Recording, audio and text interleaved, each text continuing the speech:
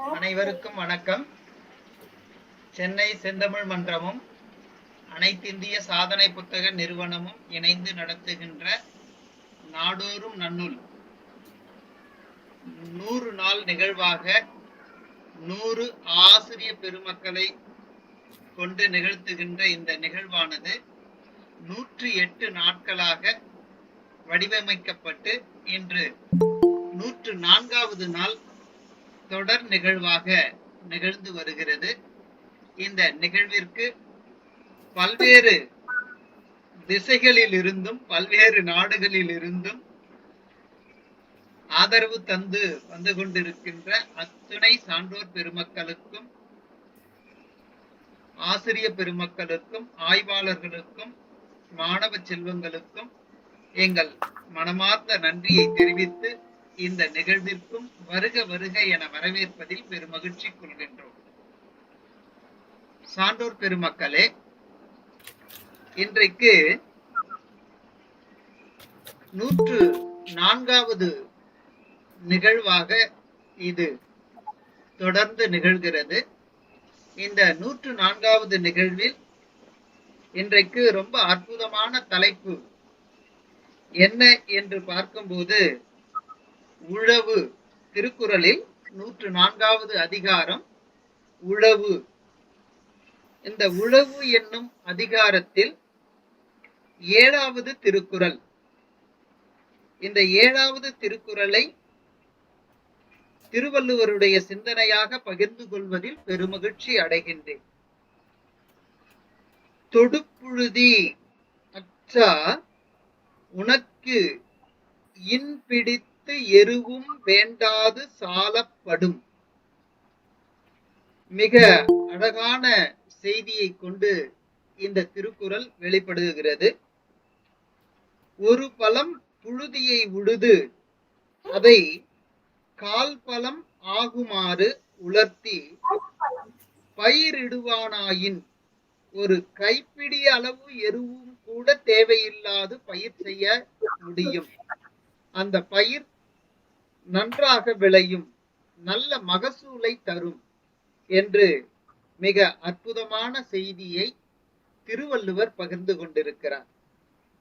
இன்றைக்கு 104வது அதிகாரத்தில், உழவு என்னும் அதிகாரத்தில் இந்த 7வது திருக்குறளை பகிர்ந்து கொண்டதில் பெருமகிழ்ச்சி கொள்கின்றேன். இந்த திருக்குறளானது தொடர் வரிசையில் நாம் பார்க்கும்போது 1037வது திருக்குறளாக இந்த திருக்குறள் இடம்பெறுகிறது. மிக அற்புதமான செய்தியை பகிர்ந்து கொண்டதில் பெருமகிழ்ச்சி கொள்கின்றேன். சான்றோர் பெருமக்களே, இன்றைக்கு நான் அறிமுகப்படுத்த வேண்டிய தேவையில்லாத ஒருவர், மிக அற்புதமான மனிதராக வலம் வந்து கொண்டிருப்பவர்.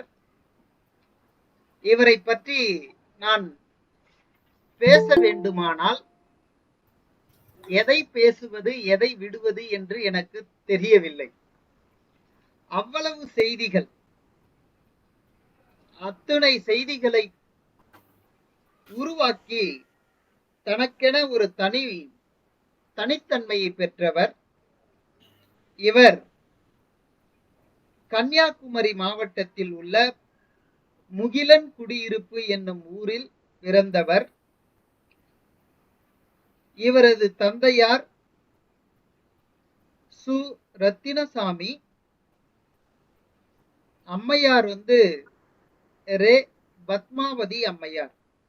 இவர் முகிலன் குடியிருப்பில் உள்ள அரசு உயர்நிலைப் பள்ளியில் 11ஆம் வகுப்பு வரை படித்தவர்.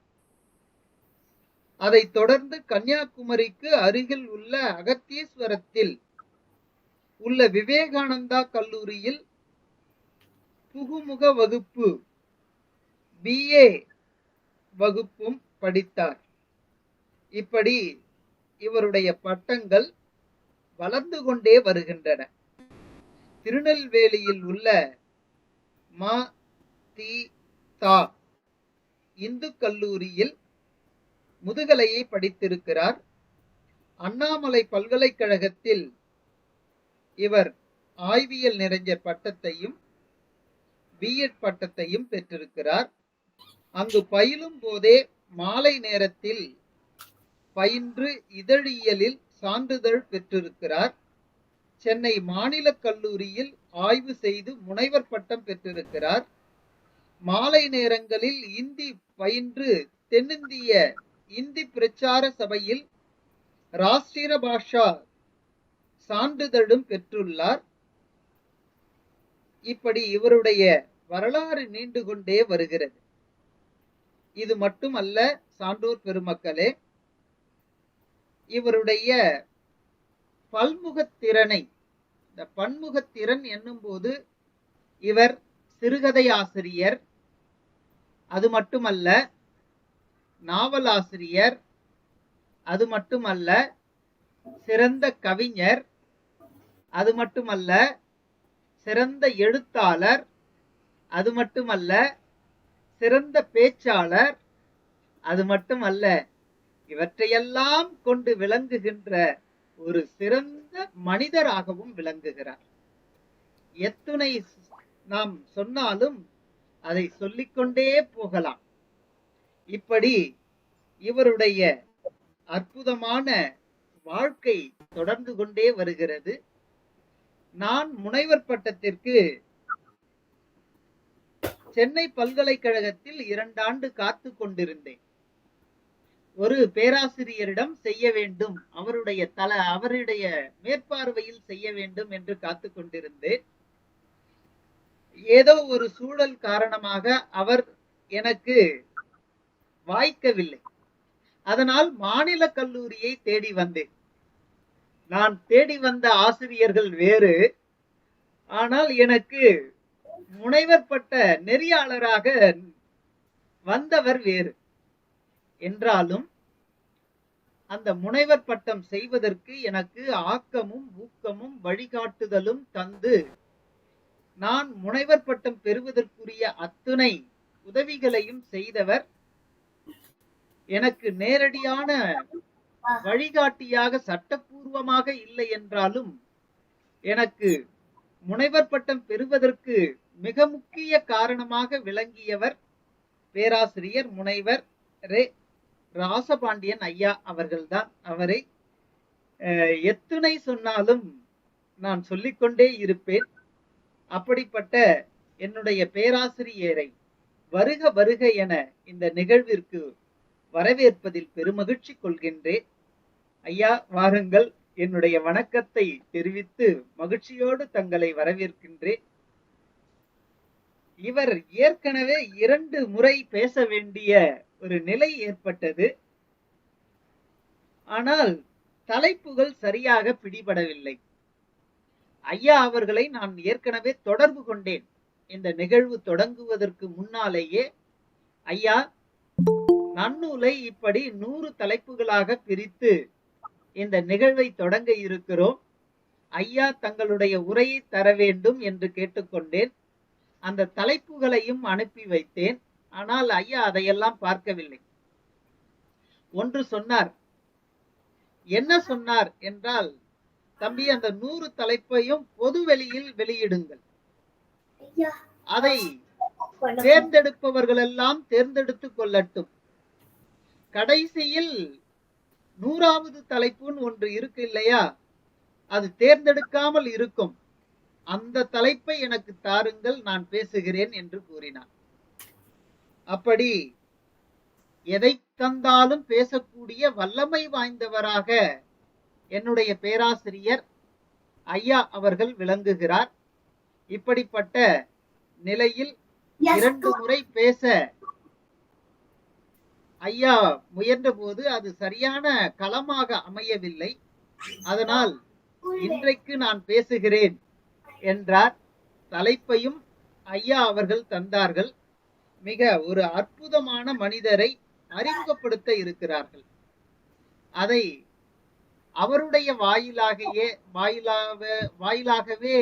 அறிமுகப்படுத்த வேண்டும் என்று நினைக்கின்றேன். அப்படிப்பட்ட ஒரு சிறந்த தலைப்பு ஐயா அவர்கள் இன்று பேச இருப்பது. ஐயா வாருங்கள், தங்களுடைய தலைப்புகள் சொல்லி பேசுங்கள் என்று விடை பெறுகிறேன், இடம் சாருகிறேன். நன்றி, வணக்கம். அனைவருக்கும் அன்பான வணக்கம். சென்னை செந்தமிழ் மன்றம் நாள்தோறும் நன்னூல் என்னும் தலைப்பில் அவர்கள் புணர்ச்சி விதிப்படி என்றால் நாடோறும் நன்னூல். நான் பெரும்பாலும் இந்த புணர்ச்சி விதிகளை எல்லாம் பிரித்து போட்டு பேசுவது வழக்கம். நாள்தோறும் நன்னூல் என்னும் தலைப்பில் 108 நாள் நன்னூலை பற்றி 108 பேரை உரையாற்ற வைத்துக் கொண்டிருக்கிறார்கள். இன்று 104வது நாளில் உரையாற்றுவதற்கான எனக்கு நல்ல வாய்ப்பு கிடைத்தது. இந்த அமைப்பின் தலைவராக இருப்பவர் டாக்டர் ரமேஷ் அவர்கள். அவர்கள் சென்னை மாநில கல்லூரியில் டாக்டர் உதயகுமார் அவர்களை நெறியாளராக கொண்டு முனைவர் பட்ட ஆய்வினை மேற்கொண்டவர். டாக்டர் உதயகுமாரும் நானும் ஒரே அறையில் இருப்போம். இருவருக்கு மட்டும் ஒரு அறை ஒதுக்கப்பட்டிருந்தது. எனவே அவருடைய நெறியாளரை பார்க்க வரும்போதெல்லாம் தம்பி ரமேஷ் அவர்களை பார்க்கும் வழக்கம் உண்டு எனக்கு. அவருடைய நெறியாளர் ஜெயகாந்தன் தயாரித்து இயக்கிய உன்னை போல் ஒருவன் என்ற திரைப்படத்தில் நடித்தவர். மிகச் சிறந்த கவிஞர். ஆனாலும் மிகச்சிறந்த அறிஞர். ஆனால் மாணவர்களை அணுகுவதில் கொஞ்சம் வேறுபட்ட தன்மை அவருக்கு உண்டு. மற்றபடி அவர் மிகச்சிறந்த அறிஞர். அப்படிப்பட்ட டாக்டர் உதயகுமார் மூலம் எனக்கு அறிமுகமானவர் டாக்டர் ரமேஷ் அவர்கள். வைணவ கல்லூரியில் தமிழ்துறையில் பேராசிரியராக பணியாற்றி கொண்டிருக்கக்கூடிய அவருக்கும், இன்றைக்கு நன்னூலை இசையோடு வழங்கக்கூடிய யாழ்ப்பாண பல்கலைக்கழகத்தின் செல்வி காயத்ரி ஸ்ரீ கந்தவேல் அவர்களுக்கும்,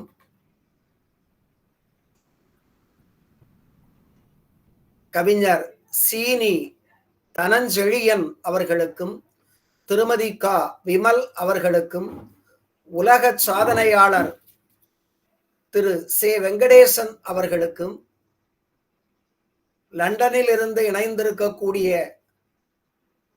இசை கலைமணி சிவராஜினி அவர்களுக்கும்,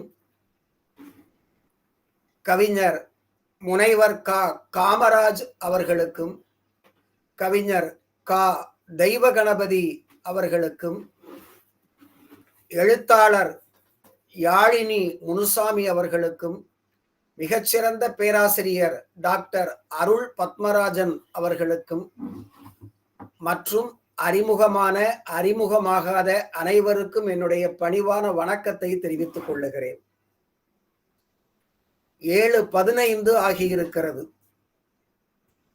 இன்னும் 40 நிமிடத்தில் நன்னூல் மூலமும் கூழங்கை தம்பிரான் உரையும் என்னும் தலைப்பில் நான் உரையாற்ற வேண்டும். சாதாரணமாக நன்னூல் என்றால் எல்லோரும் பயந்து போவார்கள்.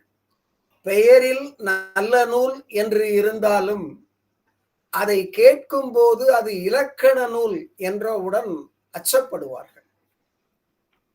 நான் உங்களுக்கு அந்த நன்னூலை பற்றி சொல்லி உங்களை பயமுறுத்த வரவில்லை. கூழங்கை தம்பிரானை பற்றி மட்டும்தான் சொல்லுவேன். அப்புறமாக அவருடைய உரை திறத்தை பற்றி நான் சொல்லுவேன். மற்றபடி பயமில்லாமல் கூழங்கை தம்பிரானை அறிமுகம் செய்ய விரும்புகிறேன். நன்னூலுக்கு முதல் உரை எழுதியவர் மயிலைநாதர். மயிலைநாதர் அப்படின்னா மயிலாப்பூரை சார்ந்தவர் அப்படின்னு தெரிஞ்சு போயிடுது. ஆனால் அவருடைய இயற்பெயரே மயிலைநாதர். அவரு சமண மதத்தை சேர்ந்தவர். பவனந்தி முனிவர் 12ஆம் நூற்றாண்டை சேர்ந்தவர். இந்த மயிலைநாதர் 13ஆம் நூற்றாண்டை சேர்ந்தவர். அடுத்த தலைமுறை அவர் உரை வழங்கினார். மயிலாப்பூரில் ஒரு காலத்தில் 22வது தீர்த்தங்கரான நேமிநாதருக்கு கோவில் இருந்துள்ளது. நேமிநாதர் என்பவர் சமண மதத்தின் 24 தீர்த்தங்கரர்களில் 22வது தீர்த்தங்கரர். நேமின்னா சக்கரம், சக்கரத்தை தாங்கியவர். இந்த நேமிநாதர் எந்த காலகட்டத்தில் வாழ்ந்தவர் என்றால் கண்ணன் காலகட்டத்தில் வாழ்ந்தவர். துவாரகையை சேர்ந்தவர். கண்ணன் அப்படின்னா நிறைய பேருக்கு புரியாது. கிருஷ்ணன் அப்படின்னு சொன்னா தெரியும். கிருஷ்ணனும் இவரும் உறவினர்களாக இருந்திருக்கிறார்கள். நிறைய பேரு கிருஷ்ணன் அப்படின்னா அவரு இப்போதைய பார்வையில் கொஞ்சம் அறிவுக்கு அப்பாற்பட்டவர் என்று நினைப்பார்கள். ஆனால் கிருஷ்ணன் என்ற கண்ணன் மிகச்சிறந்த சிந்தனையாளர். கடவுள் மனிதனாக கிருஷ்ணனை நாம் சிந்தித்தோம் என்றால் அவர் மிகச்சிறந்த சிந்தனையாளர். கிமு 6ஆம் நூற்றாண்டு அளவிலேயே மழை எப்படி பெய்கிறது என்று மக்களுக்கு உணர்த்த வேண்டும் என்று விரும்பியவர் கிருஷ்ணர். அவருடைய அறிவுக்கு நாம் தலை வணங்க வேண்டும். மழையை தருபவன் இந்திரன் என்று மக்கள் நம்பிக்கொண்டிருந்த வேளையில் இந்திரன் மழையை தருவதில்லை. இந்த மலையினால் தான் மழை பெய்கிறது. மலை மேகத்தை தடுத்து மழையை பெய்ய வைக்கிறது என்று எடுத்து சொல்லி, இந்திரனுக்கு நீங்கள் பொங்கலிடுவதாக இருந்தால் அது தவறு. மழையை தருவதாக சொல்லி இந்திரனுக்கு பொங்கலிடுவதாக இருந்தால் அது தவறு. இந்த மலைக்கு பொங்கலிடுங்கள் என்று அறிவுபூர்வமாக காட்டியவன் கிருஷ்ணன். இதை போல கிருஷ்ணனுடைய வாழ்வியலில் நிறைய அறிவுபூர்வமான செயல்பாடுகள் உண்டு. அவையெல்லாம் பிற்காலத்தில் அறிவுக்கு அப்பாற்பட்டவையாக நமக்கு கற்பிக்கப்பட்டு விட்டன. ஏனென்றால் கால இடைவெளி அவ்வளவு, கல்வி இடைவெளி அவ்வளவு. அந்த கிருஷ்ணனுக்கு உறவினராக இருந்தவர் நேமிநாதர். நேமிநாதருக்கு கோவில் மயிலாப்பூரில் இருந்த காரணத்தினால் நேமிநாதரை மயிலைநாதர் என்று சொல்லுவார். அவர் சமணர். ஒரு காலத்தில் தமிழ்நாடு முழுவதும், இந்தியா முழுவதும் சமண சமயம் எல்லா இடங்களிலும் நிரம்பி இருந்தது. பல திருக்கோயில்கள் சமண திருக்கோயில்களாகவே இருந்தன. திருப்பதியிலும் நேமிநாதருக்கு ஒரு திருக்கோவில் உண்டு. அவர் கையில் சக்கரம் வைத்திருப்பார் என்று சொன்னேன், சங்கும் வைத்திருப்பார் நேமிநாதர்.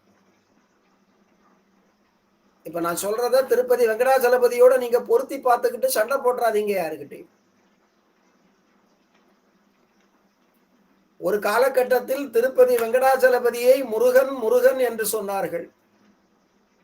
ஆனால் ஆழ்ந்து நோக்கினால் நேமிநாதர் தான் அவரோ, ஏனென்றால் நின்ற வண்ணத்தில் இருப்பார் என்று தோன்றும். சரி, அது போகட்டும். அந்த நேமிநாதருடைய பெயரை மயிலைநாதர் கொண்டார். அவர்தான் நன்னூலின் முதல் உரையாசிரியர். 19ஆம் நூற்றாண்டில் அல்லது 18ஆம் நூற்றாண்டில், ஏன்னா 18ஆம் நூற்றாண்டு தான், 18ஆம் நூற்றாண்டில் நன்னூலுக்கு உரை எழுதியவர் கூழங்கை தம்பிரான். தம்பிரான் அப்படின்னா ஒரு அறக்கட்டளையின் தலைவர், ஒரு அறக்கட்டளையின் பொறுப்பாளர், அல்லது ஒரு மடத்தின் பொறுப்பாளர்களில் ஒருவர் அப்படின்னு பொருள். தம் பிரான், தம்பி இல்ல, தம் பிரான், அதான் தம்பிரான். பிரான்னா தலைவன், பிரான்னா நிறைய பேருக்கு வேற எண்ணம் ஓடும். இப்போ எரா ரால் அப்படின்னு தோணும். இது தமிழ் பிரான். இந்த தம் பிரான் தன்னுடைய தலைவன் என்ற நிலையில் இருந்தவர். அவர் மிகச்சிறந்த ஆசிரியர். அவர் 1699 பிறந்திருக்கிறார். 1699 17ஆம் நூற்றாண்டின் நிறைவில் தோன்றி 18ஆம் நூற்றாண்டின் நிறைவில் மறைந்தவர். 1795 மறைந்தவர். இவர் காஞ்சிபுரத்தில் பிறந்தார். இவருடைய இயற்பெயர் கனக சபாபதி அப்படின்னு சொல்றாங்க. அப்போ கூழங்கை தம்பிரான், தம்பிரானுக்கு விளக்கம் சொல்லிட்டேன், தம் பிரான் அப்படின்னு. அப்ப கூழங்கைன்னா என்ன அப்படிங்கிறது நமக்கு அடுத்த கேள்வி எழுது. அவருடைய இயற்பெயர் கனக சபாபதி. கனக சபாபதினா நடராஜ், நடராசன். கனக சபாபதி அப்படிங்கிற பேரு கனக சபாபதியில் இருக்கக்கூடிய இறைவனை குறிக்கும். இடத்தின்கண் உள்ள பொருளை குறிக்கும். நன்னூல் பேசும்போது ஒரு இலக்கண குறிப்பு சொல்ல வேண்டாமா? அடுப்பில் இருந்து பாலை இறக்கு அப்படின்னா பாலையா இறக்கிறது? பால் இருக்கும் பாத்திரத்தை இறக்க வேண்டும். கூட வச்சுக்கிட்டு ஒரு அம்மா பூ வித்துக்கிட்டு போறாங்க. அந்த கூடையை கூப்பிடு அப்படின்னா யாராவது கூட கூட கூட அப்படின்னு தான் கூப்பிடுவாங்க. ஆனா கூட வராது, கூடை கூட அந்த அம்மா வருவாங்க. அந்த பாலை இறக்கு அப்படிங்கிறது தானியாகு பெயர் அப்படின்னு சொல்லுவாங்க. அது வேண்டாம், இப்போ அது ரொம்ப குழப்பம். இங்கே பொற்சபையின்கண் இருக்கக்கூடிய நடராஜரை கனக சபாபதி குறிக்கும். கண் அப்படிங்கிறது 7ஆம் வேற்றுமை உருபு. என்ன சார் அப்படி சொல்றீங்க? எனக்கு 2 கண் இருக்கு, அப்ப என்கிட்ட 2 7ஆம் வேற்றுமை உருபு இருக்கா அப்படின்னு கேட்கப்படாது. இது கண். அங்கே சொல்லக்கூடிய கண் இலக்கண பொருள், இடப்பொருள். அவன்கண் இவன்கண் அப்படின்னா அவனுடைய கண் இவனுடைய கண்ணுன்னு கிடையாது. அவனிடம் இவனிடம் அப்படின்னு பொருள். எனவே கண் என்பது பெயராக ஒரு பொருளையும் இலக்கண பெயராக வேறு பொருளையும் கொடுக்கும். கனக சபாபதி என்ற பெயர் மறைந்து கூழங்கை தம்பிரான் என்ற பெயர் நிலைத்து விட்டது. இப்ப கூழங்கை, கை தெரியுது. இப்ப கை எல்லாருடைய கண்ணுக்கும் தெரியுது. தமிழ்நாட்டுல 19ஆம் தேதி வரைக்கும் எல்லாருடைய கண்ணுக்கும் தெரியும். தமிழ்நாட்டுல ஏப்ரல் 19ஆம் தேதி வரைக்கும் எல்லாருடைய கண்ணுக்கும் அது தெரியும். அதுக்கு பிறகு தெரியும், தெரியாம இருக்கலாம். எனவே கூழங்கையில் உள்ள கை தெரிகிறது. அடுத்து கூழம் அப்படின்னா என்னன்னு தெரிஞ்சுக்கணும். இந்த கூழம் அப்படின்னா ஒரு பொருள், கூலம் அப்படின்னா ஒரு பொருள், கூலம் அப்படின்னா ஒரு பொருள். கூலம், கூளம், கூழம் 3 சொல் இருக்குது. கூலம், கூளம், கூழம். லகர லகர ழகர வேறுபாட்டால் 3 சொற்கள் இருக்கின்றன. கூலம் அப்படின்னா சோர்ல இருக்கிற பள்ளிக்கு போடக்கூடிய லா போட்டா தானியம் அப்படின்னு பொருள். அது தானியத்தை குறிக்கும். ஒரு தொடரும் போடுவாருன்னு நினைக்கிறேன் அப்படின்னு ரமேஷ் நினைச்சுக்கிட்டு இருப்பார். ஆனா மணி இப்பவே 7:27 ஆக போகுது.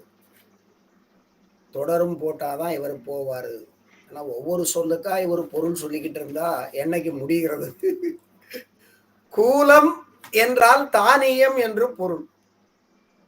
கூல வாணிகன் அப்படின்னா தானிய வியாபாரி அப்படின்னு அர்த்தம். தானியங்கள் விற்கக்கூடிய தெருவை கூலத்தெரு அப்படிம்பாங்க. அடுத்து கூலம், பொது லகரம், பள்ளிக்கூடத்துக்கு வரக்கூடிய லகரம் போட்டா அது குப்பையை குறிக்கும். ரொம்ப துண்டு துண்டா போன குப்பையை குறிக்கும். அது கூழம். அடுத்து கூழம் அப்படின்னா கூழ் என்பது அடிப்படை. நாம குடிக்கிற கூழ் இருக்கு இல்லையா, கூழ் அப்படிங்கிறது கேழ்வரகிலிருந்து செய்யப்பட்டதால் வந்த பொருள். பதநீரை கூப்பதனி அப்படின்னு சொல்லுவாங்க. டாக்டர் காமராஜ் இருந்தா அவர் உடனே சப்பு கொட்டுவார். இருந்தார், இப்ப இருக்கிறாரான்னு தெரியல.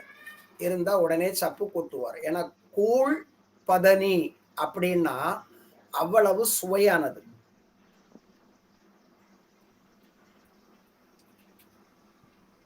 கூழ் நிலையில் இருப்பதால் அதுக்கு பேரு கூழ் பதனி. இவருடைய கை கூழான காரணத்தினால் இவரை கூழங்கை அப்படின்னு சொன்னாங்க அப்படின்னு சொல்லுவாங்க. எனக்கு அது பொருத்தமா இருக்கிறது போல தெரியல. அதுக்காக ஒரு கதையையும் சொல்லுவாங்க கூழங்கை தம்பிரானுக்கு. என்ன கதை அப்படின்னா, இவரு திருப்பனந்தாள் என்ற சைவ மடத்துல தம்பிரானா இருந்திருக்காரு. அந்த மடாதிபதியினுடைய கண்டிகை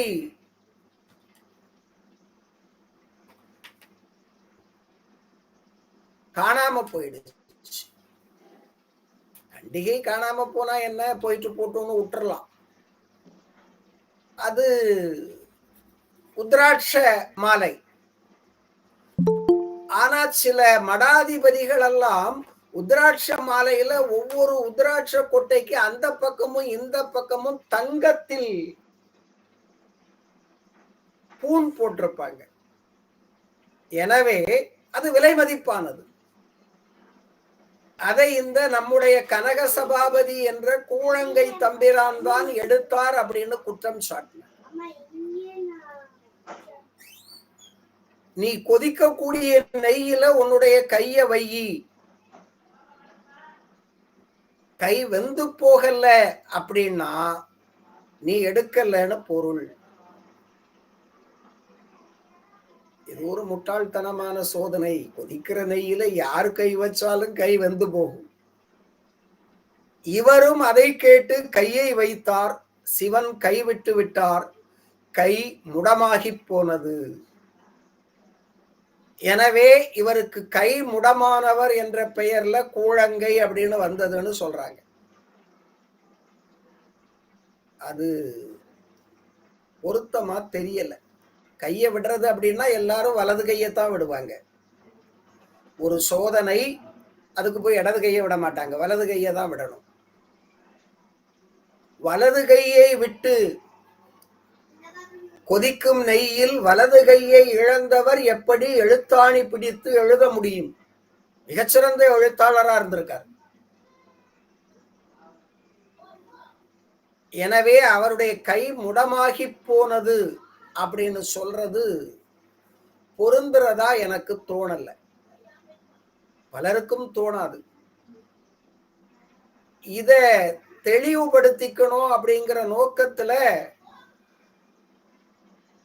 லண்டன்ல இருக்கக்கூடிய சிவராஜினி அம்மா கிட்ட தொடர்பு கொண்டு பேசினேன். ஏன்னா அவருடைய பிறப்பிடம், இளமை கால இருப்பிடம் எல்லாமே இலங்கை. அதனால அவங்க கிட்ட கேட்டேன். அவங்க எனக்கு ஒண்ணும் தெரியாத ஐயா, எங்க மாமா ஒருத்தர் இருக்காரு, அவரை கேட்கலாம் அப்படின்னா. அவங்க மாமா அங்க ஒரு பைரவர் கோயில் தெள்ளிப்பழை அப்படிங்கிற ஊர்ல பைரவர் கோயில் குருக்கள்.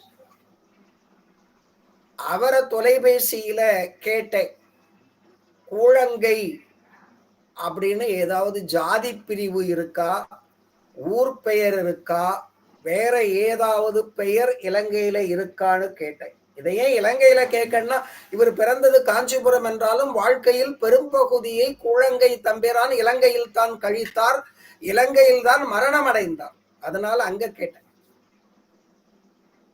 அவர் முதல்ல இதே கதையைத்தான் சொன்னார். அவருக்கு கை முடமாகி போச்சுங்க, அதனால கூழங்கைன்னு சொல்லியிருப்பாங்க அப்படின்னா. அது எல்லாரும் சொல்லக்கூடியதுங்க, நீங்க இன்னும் கொஞ்சம் விவரமா சொல்லுங்க அப்படின்னு. அதுக்கு பிறகுதான் அவர் சொன்னாரு, கூழங்கையர் தெரு அப்படின்னு ஒரு தெரு இருக்குது, இலங்கையில் நல்லூரில் இருக்கிறது. நல்லூர்ல கந்தசாமி ரொம்ப ஃபேமஸ். கந்தசாமின்னு சொன்ன உடனே நம்ம பக்கத்து வீட்டுல இருக்கக்கூடிய கந்தசாமின்னு நினைச்சுக்காதீங்க. முருகனை நல்லூர் கந்தசாமி அப்படிம்பாங்க. இந்த நல்லூர் கந்தசாமி கோவிலையும் நல்லூரையும் அந்த பக்கத்தில் உருவாக்கியவர் யாரு அப்படின்னா, அந்த சமயத்தில் 12ஆம் நூற்றாண்டில் அங்கே ஆட்சி செய்த கூழங்கை சக்கரவர்த்தி அப்படிங்கிறத அறிய முடிந்தது. அம்மா யாழ்ப்பாண வைபவம்ங்கிற புஸ்தகத்துல இருக்கிறதுன்னு சொன்னாங்க. நான் அதுக்கு முன்னாலே அந்த புஸ்தகத்துல உள்ள குறிப்புகளை பார்த்துட்டேன்.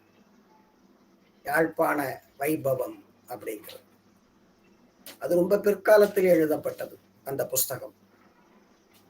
அந்த கூழங்கை சக்கரவர்த்தி காலத்துலதான் இந்த நல்லூர் அப்படிங்கிற ஊர் நகரமாக இருந்திருக்கிறது. அப்போது யாழ்ப்பாணத்தின் தலைநகரமாக, யாழ்ப்பாண ராஜ்ஜியத்தின் தலைநகரமாக இந்த நல்லூர் இருந்திருக்கிறது.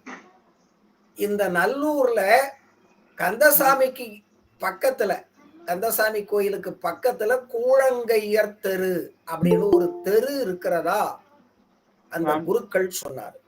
எனக்கு உடனே சந்தோஷமா இருந்தது. ஆகா, நம்முடைய கருதுகோள் சரிதான்.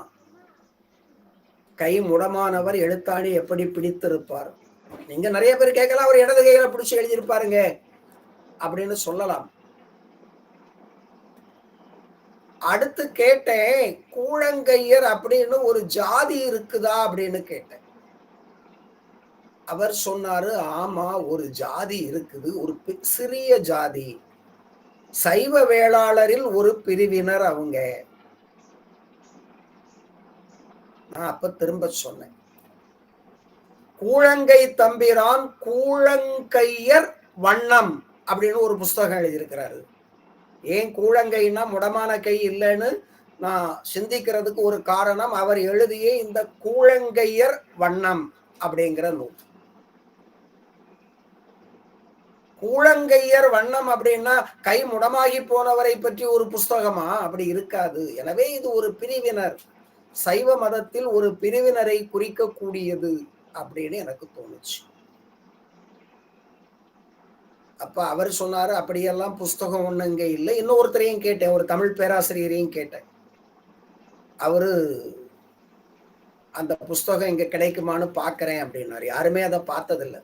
உண்மையிலேயே கூழங்கை தம்பிரானுடைய இந்த நன்னூல் காண்டிகை உரையே அண்மை காலத்துலதான் வெளியாகி இருக்குது. ஜெர்மனியில தான் முதல்ல வெளியிட்டு இருக்கிறாங்க. அதை 1918 நன்னூல் பதிப்பிக்கப்படுகிறது. அப்பதான் முதல்ல அச்சில் ஏறுகிறது நன்னூல்.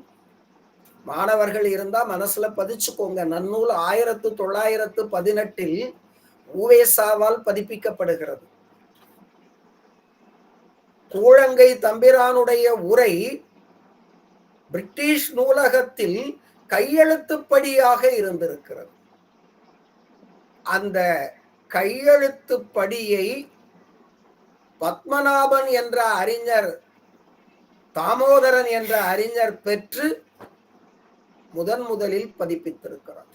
அதன் பிறகுதான் நமக்கு கூழங்கை தம்பிரான் என்ற உரை கிடைத்திருக்கிறது. எனவே இந்த கூழங்கை தம்பிரான் என்பவருடைய வரலாறு அண்மை காலத்தில் 18ஆம் நூற்றாண்டில் வாழ்ந்த ஒருவருடைய வரலாறு நமக்கு இப்போது மிக தவறுதலாக கிடைக்கிறது என்றால் நம்முடைய வரலாற்று பதிவு எப்படி இருக்கிறது என்பதை நாம் அறிந்து கொள்ள வேண்டும். எல்லாவற்றையும் ஆவணப்படுத்த வேண்டும். அப்படி ஆவணப்படுத்தினால்தான் பல உண்மையான தகவல்கள் எதிர்காலத்திற்கு கிடைக்கும். நமக்கு சமணர் வரலாறே தெரியாது. நேமிநாதர் ஸ்ரீ கிருஷ்ணருடைய காலத்தை சேர்ந்தவர் அப்படின்னு நமக்கு தெரியல. இப்போ கிருஷ்ணரே, நேமிநாதர் சமணர்னா கிருஷ்ணரே சமணரா வைணவரா அப்படிங்கிற கேள்விக்கு இடமா இருக்கு. ஏன்னா இவங்க 2 பேரும் உறவினர்கள். நேமிநாதர் என்ற 22வது தீர்த்தங்கரரும் ஸ்ரீ கிருஷ்ணரும் உறவினர்கள் என்றால் இந்திரனை வணங்கக்கூடாது என்று கிருஷ்ணன் சொன்னவர் என்றால் அவர் யாராக இருந்திருப்பார் என்ற கேள்வி நமக்கு எழுகிறது. என கடவுள் இல்லை என்ற கருத்து கொண்டவர்கள் சமணர்கள். கடவுள் அப்படிங்கிற ஒரு பொருள் கிடையாது அப்படிங்கிற ஒரு கருத்து அவர்களுக்கு உண்டு. ஆனால் மோட்சத்தை நம்புவார்கள் சமணர்கள். வீடு பேற்றினை நம்புவார்கள். துறவியானாதான் வீடு பேறு அடைய முடியும், பெண்களுக்கு வீடு பேறு கிடையாது அப்படிங்கிற கொள்கை உடையவர்கள் சமணர்கள். அது சமணம் பற்றிய தனி ஆய்வு. நம்ம ஊர்ல யாரையாவது திட்டணும் அப்படின்னா, ஆமா இவரு பெரிய டேஷ் புடுங்கி அப்படின்னு சொல்லுவாங்க. ஆமா இவரு பெரிய டேஷ் அப்படின்னு இப்படி கையை வச்சு காட்டுவாங்க. இது சமணர்களை திட்டுவதற்காக பயன்படுத்தியது. ஒருவர் சமண துறவியாக வாழ்வதாக இருந்தால் அவருடைய தலை முடியை அவர் தனது கையால் பிடுங்கிக் கொள்ள வேண்டும். எனவே அவரை டேஷ் பிடுங்கி அப்படின்னு சொல்லுவாங்க. தலையில முடி இருந்து குளிக்காம இருந்தா பேன் வரும், அதனால அதை அவங்க பிடுங்கிடணும். மொட்டை அடிச்சா வளரும், பிடுங்கினா வளராது, வேரோட வந்துடும், வளராது. அதனால பெர்மனன்ட் மொட்டை அவங்க. அப்படி அவங்களுக்கு நிறைய வழக்கங்கள் இருக்கு. எனவே 18ஆம் நூற்றாண்டின் கூழங்கை தம்பிரானை பற்றி நாம் புதிய ஒரு தேடலை தேட வேண்டி இருக்கிறது. அவர் காண்டிகை உரையை நன்னூலுக்கு வழங்கி இருக்கிறார். இப்போ நன்னூல் காண்டிகை உரைன்னா என்ன அப்படின்னு பார்க்கணும். நம்ம எல்லாரும் சொல்லுவோம் ஆறுமுக நாவலர் தான் முதல்ல காண்டிகை உரை படைத்தவர் அப்படின்னு. அவரும் யாழ்ப்பாணத்துக்காரர் தான். யாழ்ப்பாணம் ஆறுமுக நாவலர் அப்படித்தான் சொல்லுவோம். அவரும் சைவன் தான். இவர் நாவலர், அவர் தம்பிரான். ஆறுமுக நாவலர் பள்ளி அப்படின்னு சிதம்பரத்துல இருக்குது. அங்க ஒரு பாடசாலையை நிறுவியவர் ஆறுமுக நாவலர். அவர்தான் முதல்ல காண்டிகை உரை எழுதினது அப்படின்னு சொல்லுவார். எது காண்டிகை உரை அப்படின்னு நன்னூலே நூற்பா சொல்லுது. நன்னூலின் 23வது நூற்பா எது காண்டிகை அப்படின்னு சொல்லுது. அந்த நூற்பாவை பார்க்கறதுக்கு முன்னால நம்ம காண்டிகைன்னா என்னன்னு தெரிஞ்சுக்கணும். இல்லைன்னா அது கஷ்டம். நமக்கு பொருள் தெரிஞ்சாதான் புரிஞ்சிக்க முடியும். ஏன் தாய்மொழியில படிக்கணும் அப்படின்னு நாம சொல்றோம் அப்படின்னா அதனுடைய பொருளை அப்போதுதான் உணர முடியும். எனக்கு தெரிஞ்சு ஒரு அறிவியல் ஆசிரியர் முழுக்க ஆங்கில வழியில் படித்தவர். அவர் அரசு பள்ளியில பணியாற்றிக்கிட்டு இருக்கிறார். அரசு பள்ளியில் தமிழ் வழியில் படிக்கக்கூடிய மாணவர்களுக்கு அவர் தமிழ் வழியில் எடுத்து சொல்லும் போதுதான் அவர் படித்ததன் பொருள் ஆழமாக புரிந்தது என்று சொல்லுகிறார். அவருக்கு 59 வயசு நடக்குது. 59 வயதில் தமிழ் வழியில் கற்பிக்கும் போதுதான் ஆழ்ந்த பொருள் தெரிகிறது என்றால், தமிழ் வழியில் கற்றிருந்தால் நான் இன்னும் எவ்வளவு அறிந்திருப்பேன் என்று அந்த ஆசிரியர் புலம்புகிறார். அவருக்கு தாய்மொழி தமிழ் என்ற காரணத்தினால் தமிழை, கல்வியை எப்படி கற்க வேண்டும் என்று உணர்ந்து சொல்கிறார். செம்பருத்தி என்று ஒன்றை சொல்லுகிறோம், பருத்தி என்று ஒன்றை சொல்லுகிறோம், வேலிப்பருத்தி என்று ஒன்றை சொல்லுகிறோம். இந்த மூன்றும் ஒரே இனம், தமிழில் மட்டும்தான் மூன்றிலும் பருத்தி என்ற பெயர் வருகிறது அப்படின்னு கண்டுபிடிச்ச பிறகு அவங்க ரொம்ப சந்தோஷப்படுறாங்க. யுரேகா யுரேகா அப்படின்னு ஆர்கிமிடிஸ் கத்துனது போல சந்தோஷப்படுறாங்க கண்டுபிடிச்சதான். எனவே தாய்மொழியில் கல்வி கற்கும் போது தெளிவாக இருக்கும். தாய்மொழியிலும் பொருள் புரிந்து கற்றால் தான் நல்லா இருக்கும். காண்டிகைனா என்னன்னு தெரிஞ்சாதான் புரியும். நாடோறும் அப்படின்னா எப்படி புரியாதோ அதை போல தப்பா நினைச்சுக்காதீங்க டாக்டர் ரமேஷ். நாள்தோறும்னா தான் அது புரியும். காண்டிகை அப்படின்னா காட்சிக்கு புலப்படுத்துவது. காண் ஒரு நூற்பாவின் உட்பொருளை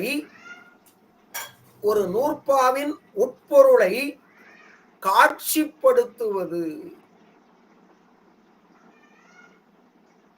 நான் சொன்னதா நினைச்சுக்காதீங்க. பவனந்தி முனிவர் சொல்லியிருக்கிறாரு காண்டிகைன்னா என்னன்னு. ஆனாலும் நாம எல்லாம் காண்டிகை உரைன்னு தான் சொல்லுவோம். காண்டிகைன்னா என்னன்னு நாம சொல்லவே மாட்டோம். ஆனால் 23வது நூற்பாவில் அவர் சொல்லி இருக்கிறார். என்ன சொல்றாரு? சூத்திரத்து உட்பொருள் தோன்றுவ காண்டிகை. சூத்திரத்து உட்பொருள் தோன்றுவ காண்டிகை. இது நான் கடைசி லைன் தான் சொல்றேன். என்ன 2 லைன் இருக்கு, அது அப்புறமா சொல்றேன். ஒரு நூற்பாவின் உட்பொருள் கண்ணுக்கு புலப்படுத்துவது போல் தோன்றுவேன்னா கண்ணுக்கு புலப்படுதல். கண்ணுக்கு புலப்படுவது போல் இருப்பது காண்டிகை. உட்பொருள் மட்டும்தான், விளக்கம் இருக்கப்படாது. அந்த சூத்திரம் எதை சொல்லுகிறது என்பதை அது கண்ணுக்கு புலப்படுத்த வேண்டும். அது காண்டிகை உரை. எப்படி கண்ணுக்கு புலப்படுத்த வேண்டும் என்றால், முதல்ல ஒரு கருத்துரை சொல்லணும். இந்த நூற்பா இதை சொல்லுகிறது அப்படின்னு ஒரு ஒத்த லைன், ஒரு கருத்துரை. அடுத்து ஒரு பத பொருள், சொற்பொருள். ஒவ்வொரு சொல்லுக்கும், அந்த நூற்பாவில் உள்ள ஒவ்வொரு சொல்லுக்கும் பொருள் சொல்றோம். 3வது தேவைப்பட்டா எடுத்துக்காட்டு சொல்றது. கருத்துரை, தெளிவுரை இல்ல, கருத்துரை, பதவுரை, எடுத்துக்காட்டுரை. கருத்து, பதப்பொருள், காட்டு மூன்றினும் அவற்றோடு வினாவிடை யாக்கலானும். தேவைப்பட்டா வினாவிடை பாணியிலையும். சூத்திரத்து உட்பொருள் தோன்றுவ காண்டிகை அப்படின்னு சொல்றாரு. கருத்து, கருத்துரை, பதப்பொருள், அறிஞ்சொற்பொருள், எடுத்துக்காட்டு, தேவைப்பட்டா வினாவிடை பாணி. வினா அங்க இருக்குன்னு அவசியம் இல்லை. ஆனா அந்த வினாவை தானே எழுப்பி விடை சொல்ல வேண்டும். இப்ப நானே வினாவை எழுப்பிக்கிட்டு உங்களுக்கு விடையா பேசிக்கிட்டு இருக்கிறது போல, காண்டிகைனா என்ன அப்படிங்கிற கேள்வியை எழுப்பிக்கிட்டு திரும்ப காண்டிகைனா என்னன்னு விளக்குற. அது நன்னூல்ல 23வது நூற்பாவில் இருக்குதுன்னு சொல்றேன் இல்லையா, அதை போல. இப்படி காண்டிகை உரையை வழங்கியுள்ளார் 461 நூற்பாவிற்கு. சாதாரணமா நன்னூலின் நூற்பாக்களின் எண்ணிக்கை எத்தனை அப்படின்னா 462 அப்படின்னு சொல்லுவோம். ஆனா கூழங்கை தம்பிரானுடைய உரையில 461 தான் இருக்கு.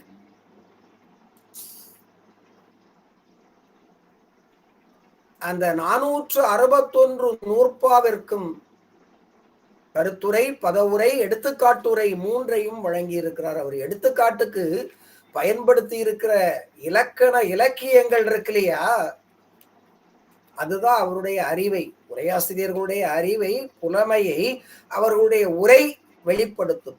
அகத்தியத்திலிருந்து, அபிநயத்திலிருந்து, தொல்காப்பியத்திலிருந்து, எல்லா சங்க இலக்கியங்களிலிருந்தும், காப்பியங்களிலிருந்தும் வரிசையா எடுத்து ஆத்திச்சூடி வரைக்கும் சொல்லியிருக்கிறார். இப்போ ஔவையாருடைய காலம், அப்ப இந்த கூழங்கை தம்பிரான் காலத்திற்கு முற்பட்டது அப்படின்னு தெரிஞ்சுக்கணும். ஏன்னா ஆத்திச்சூடியே இவர் எடுத்துக்காட்டா பயன்படுத்துறாரு. இவர் 18ஆம் நூற்றாண்டின் தொடக்கத்தில் வாழ்ந்தவர், கடைசி வரைக்கும் இருந்தாலும். நாம 17ஆம் நூற்றாண்டு ஆத்திச்சூடி ஔவையார் அப்படின்னு சொல்றோம். அதற்கு முன்னே இருக்கும் என்று நாம் உணர வேண்டியுள்ளது. அவர் கருத்துரை எப்படி சொல்றாரு பாருங்க.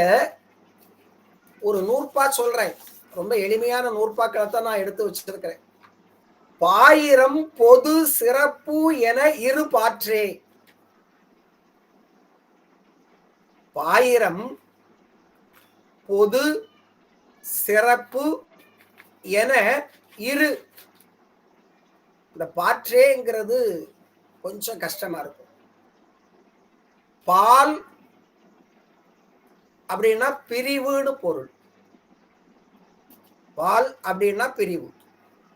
கவிஞர் செந்தமிழ் சித்தன் கேட்பாரு, அப்ப ஆவின் பால் அப்படின்னா என்னையா அப்படின்னு கேட்பாரு.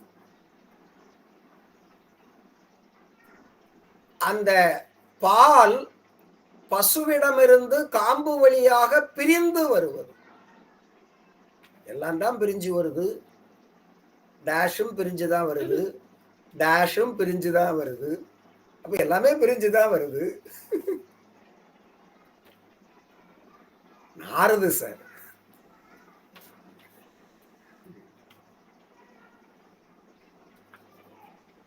பால் என்றால் பிரிவு. இரத்தத்திலிருந்து பால் பிரிந்து வருகிறது, எனவே அதற்கு பால் என்ற பெயரை நாம் வைப்போம்.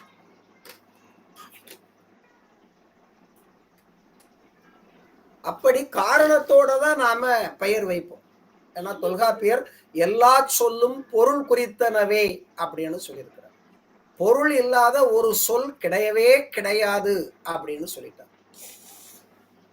எனவே பாயிரம் என்பது பொது சிறப்பு என இரு பிரிவை கொண்டது. இரு பாற்றே அப்படின்னா இரு பிரிவினை உடையது, அவ்வளவுதான். ஏகாரம் முற்றம் முடிந்து சொல்லுது, தேறுதலோடு சொல்லுது. தேற்ற ஏகாரம் அது. இரு பாற்று ஏன்னு கூப்பிடலை யாரையும். அது தேற்ற ஏகாரம், தெளிவாக சொல்லக்கூடிய ஏகாரம். அதுக்கு அவர் கருத்துரை சொல்றாரு பாருங்க. அப்பாயிரம் இத்துணை பகுதியாம் என கூறுகின்றது. இந்த நூற்பாவுக்கு கருத்துரை சொல்றாரு. ஏற்கனவே பாயிரத்தை சொல்லிட்டாரு. பாயிரம்னா என்னன்னு முந்தின நூற்பாவுல சொல்லிக்கிட்டு இதுல பாயிரத்தினுடைய வகையை சொல்றாரு.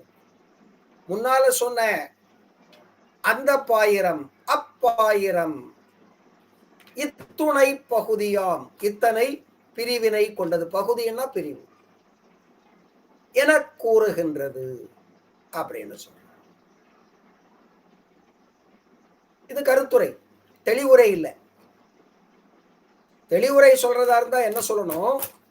பாயிரம் எனப்படுவது பொது பாயிரம், சிறப்பு பாயிரம் என இரு வகைப்படும் அப்படின்னு சொன்னாதான் தெளிவுரை.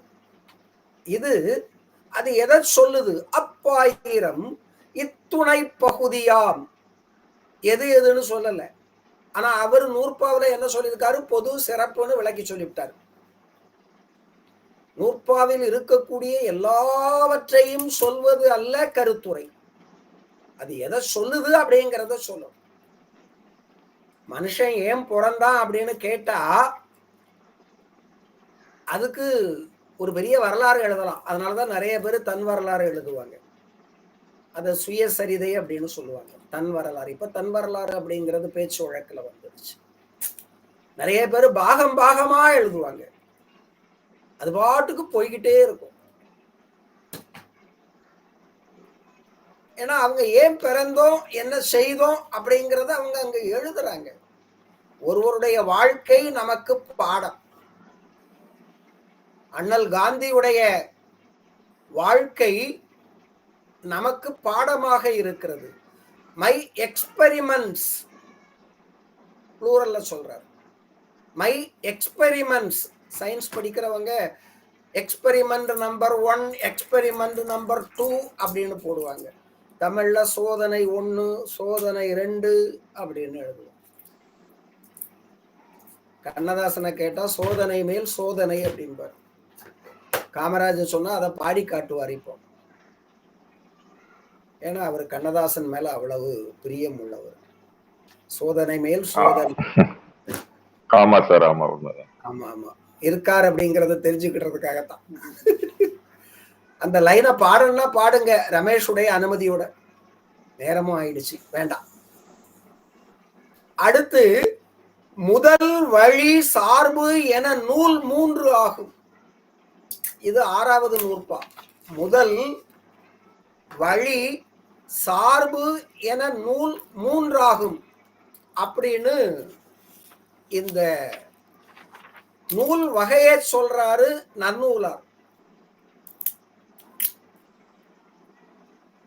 பொதுப்பாயிரம் சிறப்பு பாயிரம் மேலே கூறினமையால். அங்க பொதுப்பாயிரம் சிறப்பு பாயிரம் நாங்க விளக்கல, இங்க சொல்றாரு. அடுத்த நூற்பாவுக்கு சொல்லக்கூடிய கருத்துரையில பொதுப்பாயிரம் சிறப்பு பாயிரம் மேலே கூறினமையார், உணர்ச்சிய கூறினமையார், கூறினமையால் அப்படின்னு சொல்லல, நான் கூறினமையால்னு சொல்லக்கூடிய ஆளு. பின் முறையே 3 நூலால் இவை என கூறுகின்றது. இங்கேயும் முதல் நூல், வழி நூல், சார்பு நூல் அப்படின்னு சொல்ல. இப்படி கருத்துரை வழங்கியுள்ளார் கூழங்கை தம்பிரான்.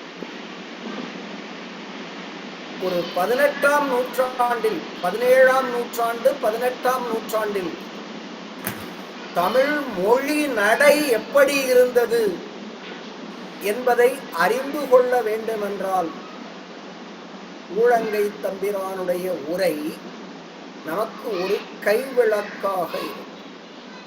இப்போது அச்சில் வந்து விட்டது, உலக தமிழ் ஆராய்ச்சி நிறுவனத்தில் இருக்கிறது. இன்னொரு தனியார் அமைப்பினர் வெளியிட்டிருக்கிறார்கள். தமிழ் இணைய கல்விக் கழக நூலகத்தில் இலவசமாக தரவிறக்கம் செய்து கொள்ளும்படியாக வழங்கி இருக்கிறார்கள். தரவிறக்கம்னா டவுன்லோடு வழங்கி இருக்கிறார்கள். எனவே ஒரு 18ஆம் நூற்றாண்டின் மொழி நடை எப்படி இருக்கிறது என்பதை அறிந்து கொள்வதற்கு இது ஒரு கையேடு. ஆய்வாளர்கள் 18ஆம் நூற்றாண்டின் மொழிநடை என்று, தமிழ் மொழிநடை என்று ஆய்வு செய்ய தொடங்கினால் இலக்கண நூல், இலக்கிய நூல் என்று ஒவ்வொரு நூலாக அவர்கள் எடுத்து மொழியை ஆய்வு செய்வார்கள். அப்படி ஆய்வு செய்யும் போது இந்த கூழங்கை தம்பிரானுடைய உரை மொழிநடையையும் ஆய்வு செய்ய முடியும். இதை இவர் இலங்கையில் இருக்கும் போதுதான் படைத்திருக்கிறார். எனக்கு இன்னொரு சந்தேகம் உண்டு, இவர் காஞ்சிபுரத்துல பிறந்தவரா அல்லது இலங்கையிலேயே பிறந்தவரா என்று. இலங்கையிலேயே பிறந்து இலங்கையிலேயே மறைந்தவரா என்ற ஒரு சந்தேகமும் உண்டு. அது விரைவில் வெளிப்படும். ஏனென்றால் இன்னும் கொஞ்ச நாள்ல கூழங்கையர் வண்ணம் என்ற புஸ்தகம் நம்முடைய கைக்கு கிடைக்கும்படியாக மாறும். அப்போது நாம் அதை அறிந்து கொள்ள முடியும்.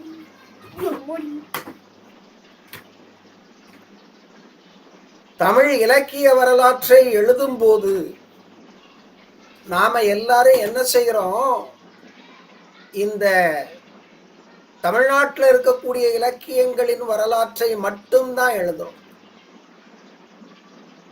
இலங்கையில் உள்ள இலக்கிய வரலாற்றையும் நாம் இலக்கிய வரலாற்று நூலில் வழங்க வேண்டும். அந்த அளவிற்கு பல சிற்றிலக்கியங்கள் இலங்கையில் தோன்றியுள்ளன. என்பதற்கு இந்த கூழங்கை தம்பிரானின் நன்னூல் காண்டிகை உரையும் அவர் படைத்த நல்லூர் கலிவெண்பா என்ற நூலும் கூழங்கையர் வண்ணம் என்ற நூலும் அவர் படைத்த யோசேப்பு புராணம் என்ற நூலும் சாட்சியாக இருக்கின்றன. அவர் சைவ மடத்தை சேர்ந்த சைவ அறிஞர். ஆனா யோசேப்பு புராணம் என்ற ஒரு புராணத்தை இயற்றி இருக்கிறார். ஒன்று, அவர் சமய பொதுமை கொண்டவராக இருக்க வேண்டும். அது அப்படித்தான் நாம சிந்திக்கணும். கண்ணதாசன் தன்னுடைய பிற்காலத்தில் இயேசு காவியம் என்ற காவியத்தை படைக்கிறார். அவருடைய வரலாறு இப்போது தெளிவாக இருக்கிற காரணத்தினால் அவர் சார்ந்திருந்த மதத்தில் இருந்தே சமய பொதுமையின் காரணமாக இயேசு காவியத்தை படைத்தார் அப்படின்னு நாம இப்ப தெரிஞ்சுக்கிட்டோம். ஆனா கூழங்கை தம்பிரான் வரலாற்றை சொல்லும் போது என்ன சொல்றோம்? இவர் இறுதி காலத்தில் கிறிஸ்தவராக மாறிவிட்டார் அப்படின்னு சொல்றோம். அதுவும் ஒரு கேள்விக்குறி. சமய பொதுமை சிந்தனையின் காரணமாக யோசேப்புனா ஜோசப்ப யோசேப் அப்படிம்பாங்க, ஜாக்கப்ப யாக்கோபு அப்படிம்பாங்க, யாக்கோவு அப்படிம்பாங்க. நான் யாக்கோவு அப்படின்னா உடனடியாக ஒரு பழமொழி, கன்னியாகுமரி மாவட்டத்தில் உள்ள ஒரு பழமொழியை அந்த பகுதியில் உள்ளவங்க சொல்லுவாங்க. யாக்கோவு டேஷ் மேக்கோவு அப்படின்னு கேலி பண்றதுக்காக. இந்த யோசேப்பு புராணத்தை பாடியதை வைத்து அவர் கிறிஸ்தவராக மதம் மாறிவிட்டார் என்று சொல்லுவார்கள். அவர் கிறிஸ்தவராக மதம் மாறியிருந்தால் அவருடைய கல்லறை இலங்கையில் தான் இருக்கும். ஏன்னா இலங்கையில சிவியா தெரு என்ற தெருவில் தான் இறுதி காலத்தில் வாழ்ந்திருக்கிறார். சிவியர் அப்படிங்கிறத இலங்கையில உள்ள ஒரு ஜாதி, கூழங்கையரை போல. எனவே அவர் கிறிஸ்தவராக மாறி இருந்தால் அவருடைய கல்லறை ஏதாவது ஒரு கிறிஸ்தவ கல்லறை தோட்டத்தில் இருப்பதற்கு வாய்ப்பு இருக்கிறது. யோசேப் என்று பாடிய காரணத்தினால் அவர் கத்தோலிக்க கிறிஸ்தவராக இருப்பதற்கு வாய்ப்பு இருக்கிறது. எனவே அவர் கிறிஸ்தவராக மாறினாரா அல்லது சமய பொதுமை கொண்டவரா என்பதையும் நாம் அறிந்து கொள்வதற்கு இது வாய்ப்பு வழங்கும் என்று சொல்லி இதுவரை நன்னூல் என்ற 12ஆம் நூற்றாண்டின் இறுதி பகுதியில் தோன்றிய மிகச்சிறந்த இலக்கண நூலுக்கு, பவணந்தி முனிவரால் வழங்கப்பட்ட இலக்கண நூலுக்கு முதல் உரையாசிரியர் மயிலைநாதர் என்றும், மயிலைநாதருக்கு அப்பெயர் வர காரணம் எது என்றும், நேமிநாதர் என்ற அவருடைய குருவான 22வது தீர்த்தங்கரரை பற்றியும் பார்த்தோம். அதன் பிறகு அந்த நன்னூலுக்கு 18ஆம் நூற்றாண்டில் உரை வழங்கிய, முதலில் காண்டிகை உரை வழங்கிய கூழங்கை தம்பிரானின் வரலாற்றை ஆய்வு நோக்கில் பார்த்தோம். காண்டிகை என்றால் என்ன, காண்டிகை உரை என்றால் என்ன, அதில் எவையெல்லாம் இருக்க வேண்டும் என்றும் பார்த்தோம். காண்டிகை உரையில் உள்ள கருத்துரை என்பது எவ்வாறு அமைந்திருக்கும் என்பதற்கு கூழங்கை தம்பிரானின் உரை மொழி நடையிலிருந்து எடுத்துக்காட்டுகளை பார்த்தோம். இந்த கருத்துக்களை எல்லாம் உள்வாங்கி இருக்கக்கூடிய அறிஞர் பெருமக்கள் அனைவருக்கும் இந்த 104வது தொடரில் 104வது நாளாக எனக்கு உரையாற்றுவதற்கு நல்ல வாய்ப்பினை வழங்கிய டாக்டர் பேராசிரியர் ரமேஷ் அவர்களுக்கும்,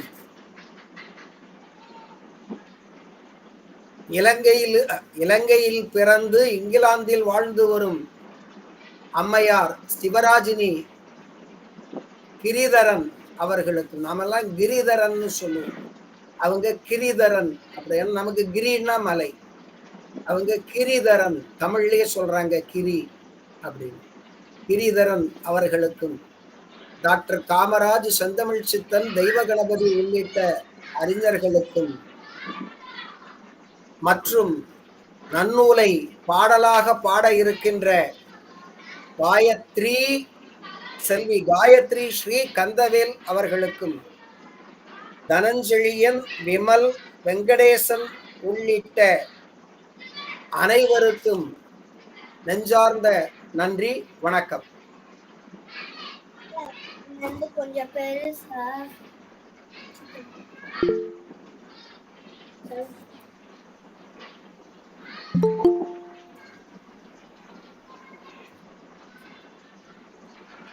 மிக்க நன்றி. நன்றி நன்றி. எவ்வளவு சொன்னாலும் அது ரொம்ப சிறியதாக தான் இருக்கும். சான்றோர் பெருமக்களே, ஐயா நன்னூலுக்கு முறை எழுதியிருப்பதை நாம் ஏற்கனவே அறிந்திருக்கிறோம். ஐயாவினுடைய நன்னூல் உரையை என்னுடைய பேராசிரியர் முனைவர் தாமரை கண்ணன் ஐயா அவர்கள் இக்கால உரை என்ற தலைப்பில் மிக அழகாக எடுத்துக்காட்டி பேசியிருக்கிறார்கள். அது மட்டுமல்ல, பேராசிரியர் முனைவர் அருள் பத்மராசன் ஐயா அடிக்கடி சொல்லிக் கொண்டிருப்பார், முகிலை ராசபாண்டியன் ஐயா உரையை நாங்கள் மாணவர்களுக்கு பாடமாக வைத்திருக்கிறோம். முன்னாடி பாடமாக வைத்திருந்ததையும் சொல்லிக்கொண்டே இருக்கிறார். அது மாணவர்கள் பயன்பெற வேண்டும் என்ற நோக்கில் அவருடைய உரை அமைந்திருக்கிறது. மிக குறைந்த விலையில்,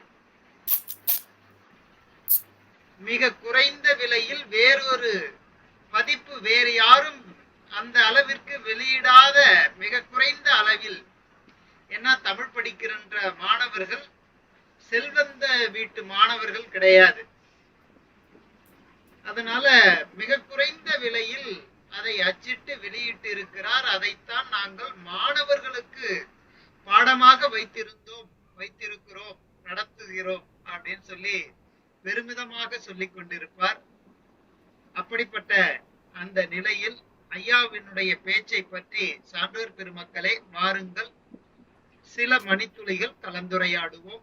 நன்றி.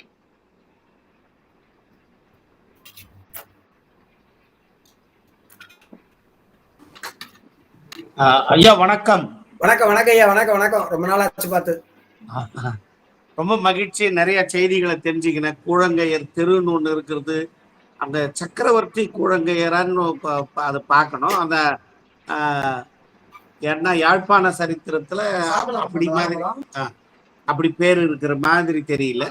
இன்னொன்னு, இந்த நூல் வடிவம் உலக தமிழாராய்ச்சி நிறுவனத்துல பெறறதுக்கு முன்னாடி 1989 நன்னூலுக்கு கூழங்கையர் உரைக்கிறேன்னு நான் முதல்ல ஆய்வு பண்ணேன். ஐயாவுக்கு அது தெரியும் நினைக்கிறேன், இல்லைங்கய்யா? ஆமாங்க ஐயா. ஐயாக்கு தெரியும் தானே? ஐயா உங்களதான் கேக்குறாங்க. அதனால ஆமா தெரியும் ஐயா, தெரியும். ஆய்வு எனக்கு தெரியும். அதனால இன்னைக்கு எனக்கு ரொம்ப ஆச்சரியமா இருந்துச்சு. அங்க ஒரு தெரு இல்லைன்னா அந்த ஜாதி இந்த மாதிரி அப்ரோச்சில் நம்ம அந்த காலத்துல பார்க்கலையே அப்படின்னு. ஆனா ஒரு கிறித்துவம் உண்மைங்கிறதுக்கு நீங்க அந்த கோயில் வாசல்ல போக மாட்டாரு, ஆனா அவங்களுக்கு ஒரு பாட்டு எழுதி கொடுப்பாருன்னெல்லாம் நம்மளுக்கு தகவல் இருக்குது. நீங்க சொல்ற மாதிரி அவருடைய கல்லறை அங்க யாழ்ப்பாணத்தில் தான் இருக்குது. அமர்ந்த நிலையில அவரை புதைச்சிருக்கிறாங்க அப்படின்ற குறிப்பு இருக்குது. ஆனா கல்லறை இருக்கிற இடத்துக்கு கொஞ்சம் வாய்ப்புகள் ரொம்ப குறைவா இருக்கும். ஆனா புதைத்த இது தருது. சும்மா கிறிஸ்தவரா ஒருத்தர் இப்படி சொன்னாரு, ஒருவேளை நீங்க இப்ப சொன்னீங்க பாருங்க, அழகா கூழங்கையா இருக்காது, அந்த மாதிரி அவர் என்னன்றாரு, குல்பர்க் ஐயர்னு பேர் இருந்திருக்கும், அதை சொல்ல தெரியாதவங்க கூழங்கையர்னு சொல்லி விட்டாருன்னாரு. இது ரொம்ப நல்லா இருக்குது. ஒருவேளை அது ஒரு ஜாதிய பெயராவோ இல்ல அந்த அந்த இதுல இலங்கையில போய் இன்னும் ஒருவேளை நீங்க இப்ப சொல்ற மாதிரி அந்த கூழங்கையர் வண்ணமெல்லாம் கிடைச்சா எந்த புஸ்தகமும் கிடைக்கல. சைமன் காசி செட்டிலிருந்து யோசோப்பு புராணத்துல ஒரு 5 பாட்டம், திருவிரட்டை மணிமாலையில ஒரு 2 பாட்டம் தான் கிடைக்கிறது இப்பத்துக்கு.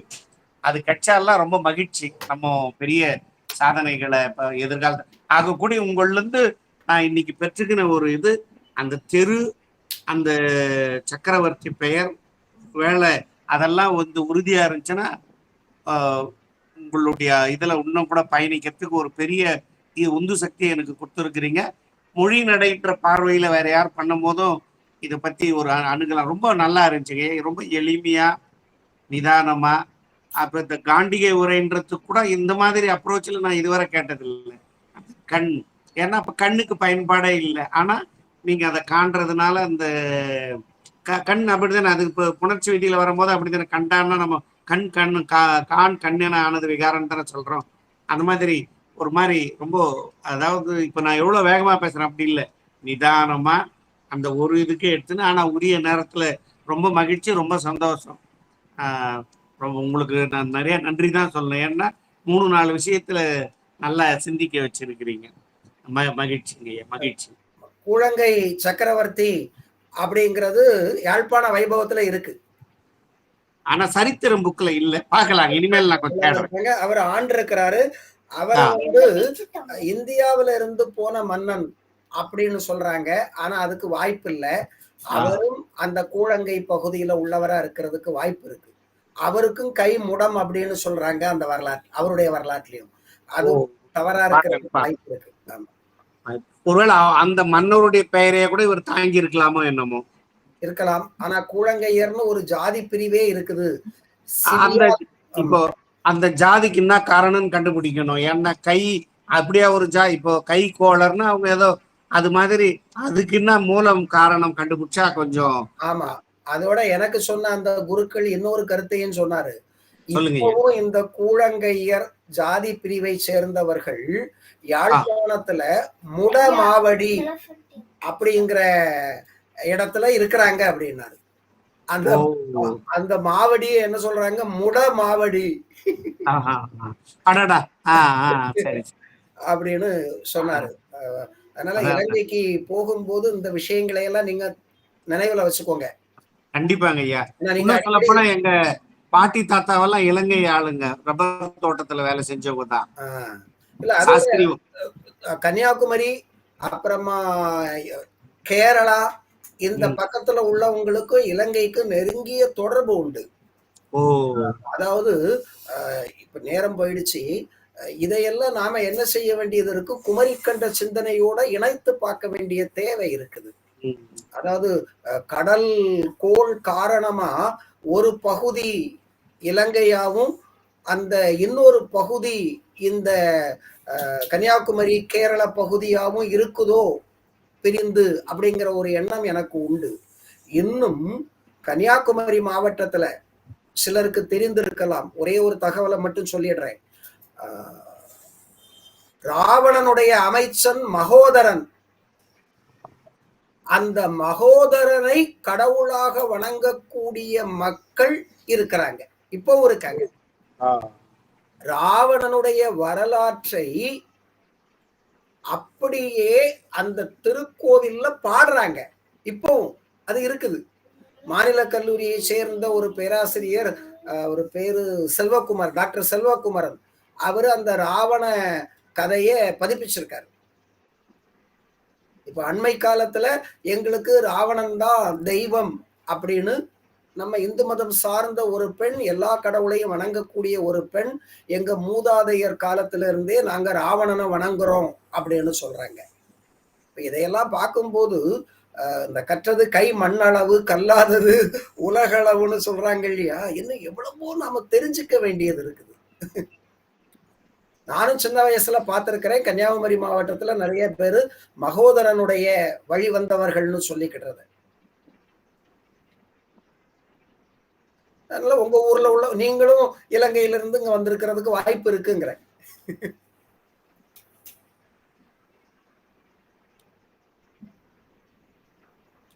ஐயா உங்க மைக் ஆஃப்ல இருக்குங்க ஐயா. மன்னிக்கிறேங்க ஐயா, நான் கேட்கறதுக்கு அதை ரொம்ப சந்தோஷங்க ஐயா, நிறைய தகவல் தெரிஞ்சு. ஐயா அந்த கூழங்கையர் வண்ணம் கட்சா கொஞ்சம் என்னையும் எனக்கும் வேணும் ஒரு படி ஞாபகம் வச்சுங்க. டாக்டர் தயாநிதி அப்படின்னு ஒருத்தட்ட கேட்டிருக்கிறேன். சரிங்க ஐயா, அதை ஏற்பாடு பண்றேன் அப்படின்னு இருக்காரு. ஏன்னா அவருக்குள்ள வேற சோர்ஸே இல்ல நம்மளுக்கு. அது கட்சா கொஞ்சம் நீங்க சொல்ற மாதிரி நிறைய இப்ப 5 பாட்டு சைமன் காசி செட்டிது யோசோப்பு புராணமும் திருவிரட்டை மணி மாலையில தான் கிடைக்குது. மற்ற எதுவுமே அவரை பத்தி எல்லாமே கதைகள் வழியா தான் இருக்குது. அவரு நீதிமன்ற சமாச்சாரம் எல்லாமே கதைகளா இருக்குது. அதனால மிகப்பெரிய அந்த அவருடைய வரலாற்றை நம்ம புதுப்பிக்கிறதுக்கு ஒரு நல்ல ஒரு பாயிண்டா இருக்குது இது. அந்த தெரு ஒருவேளை இலங்கைக்கே இது கூட பயணப்படலாம் போல. நீங்க பாருங்க, இலங்கையில கேட்டிருக்கிறீங்களே. ஆமாமா. இல்ல, 4-5 பேர்கிட்ட கேட்டேன். அதான் மகிழ்ச்சிங்க. ஆனா ஆய்வு பண்ணும்போது நான் யாருக்கிட்டுமே கேட்கல இதை பத்தி. இப்பதான் யோசிக்கிறேன், இலங்கை நண்பர்கள் யாருக்கிட்ட கேட்டிருக்கலாமோன்னு. அது பரவாயில்ல, நமக்கு நீங்க ஆய்வு பண்ணும்போது இளமையில இருந்து இப்ப இங்கே பொருள் செலவு இப்படி எல்லாம் நிறைய இருக்கு இல்லையா? இதை போல பேச முடியாது. ஆமா ஆமா, பேசணும், பணம். உண்மைதாங்க, உண்மைதான், சரியா சொன்னீங்க. ஆமா, நன்றிங்க, ரொம்ப நன்றி. உங்க உரை மூலமா நான் தெரிஞ்சுக்கிட்டு ரொம்ப கூடுதல்.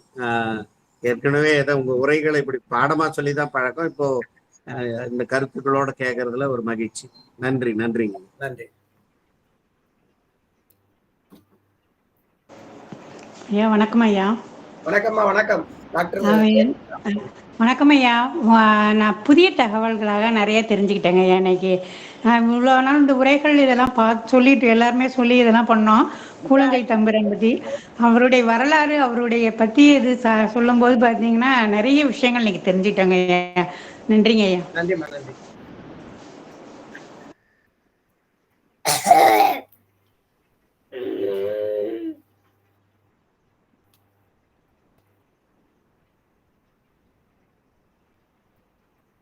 சான்றோர் பெருமக்களே, பேசலாம், இல்லை என்றால் நிறைவுக்கு வந்து விடலாம். ஐயா யாரு பாடுறன்னு சொன்னீங்க? யாருமே பாடலையா? ஆமா, அவரு காமராஜ் அவர் தான் பாடுவாரு. செய்தி அம்மா நான் சொல்லிடுறேன். யாழ்ப்பாண பல்கலைக்கழகத்திலிருந்து காயத்ரி ஸ்ரீ கந்தவேல் அப்படின்றவங்க நாள்தோறும் நன்னூல்ல இருக்கின்ற நூற்பாக்களை எல்லாம் மிக மிக அழகாக பாடி வந்திருக்கிறார்கள். அந்த நூற்பாக்கள் எல்லாம் நிறைவுற்றது நேற்றைய ஒரு 2-3 நாட்களுக்கு முன்னால். அதனால அவர்களுடைய வேலையும் நிறைவுற்று இருக்கிறது. அவர்கள் ஹைதராபாத்ல இருக்கிற ஒரு பல்கலைக்கழகத்துல முனைவர் பட்டம் மேற்கொண்டு வருகிறார்கள். இன்னைக்கு கூட இணைந்து இருந்தார்கள், இடையில போயிட்டாங்கன்னு நினைக்கிறேன். ரொம்ப அற்புதமா எல்லா நூற்பாக்களையும் பாடி இருக்கிறாங்க ஐயா. சரி சரி. இந்த அம்மா இசை கலைமணி சிவராஜன் இருக்காங்க இல்லையா? ஆமாங்க. சங்கீதத்தை படிச்ச ஒரு சங்கீத ஆசிரியரா தான், இசை ஆசிரியரா தான் லண்டன்ல பணியாற்றிக்கிட்டு இருக்காங்க. ரொம்ப மகிழ்ச்சிங்க ஐயா. இந்த நூற்பாக்களை எல்லாம் இசை தட்டுல கொண்டு வரலான்னு ஒரு முயற்சி இருக்குங்க ஐயா. நல்லது நல்லது. இந்த நிறைவு விழாவிலேயே அதை கொண்டு வரணும்னு முயற்சிக்கிறோங்க ஐயா. எந்த அளவுக்கு அது கைகூடும் தெரியல. அவங்க ஹைதராபாத்ல இருக்கிறாங்க, இங்க சென்னைக்கு எப்ப வருவாங்கன்றது ஒரு கேள்விக்குறியாவே இருக்குங்க ஐயா. கட்டுரைகள் எத்தனை பக்கத்துக்குள்ள இருக்கணும் ஐயா? 5 பக்கம்.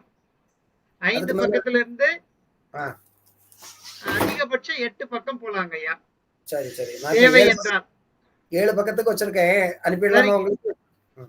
சரிங்க ஐயா. நன்றி.